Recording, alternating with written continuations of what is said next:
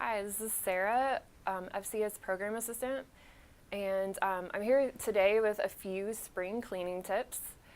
So first here I have some baking soda, and a nice cleaner that you can use in your refrigerator is just a mixture of a small amount of baking soda and some water. You can clean out your refrigerator shelf by shelf and just use a little bit on a rag and clean out your shelves. That also helps deodorize. Also here I have a mixture of just some vinegar and water. It's another really good cleaner for a lot of different surfaces, including the bathtub, some of your surfaces in the kitchen. And you'll just want to spray a little bit onto the surface and let it sit for just a little while. And then you can usually scrub either with an abrasive scrub, or you can use a less abrasive like t-shirt material to clean. And also remember to label your bottles because you want to make sure that you remember what's in there. And another good point is that a bottle like this is industrial, so that means that if you put different kinds of cleaners in here, it is going to hold up much better than just a cheap spray bottle because it's made a little bit differently.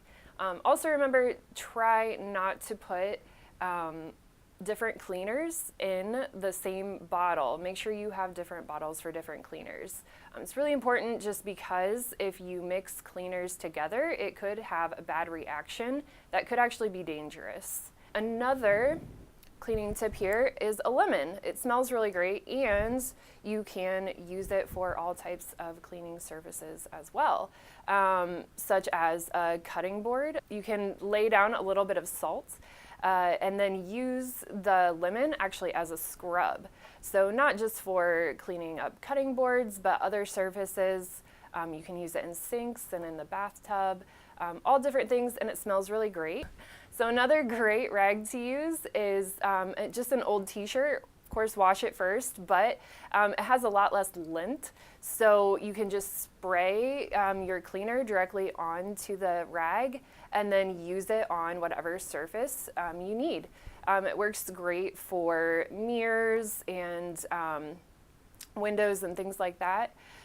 Just make sure you dust surfaces first, otherwise you're just kind of rubbing the dust around.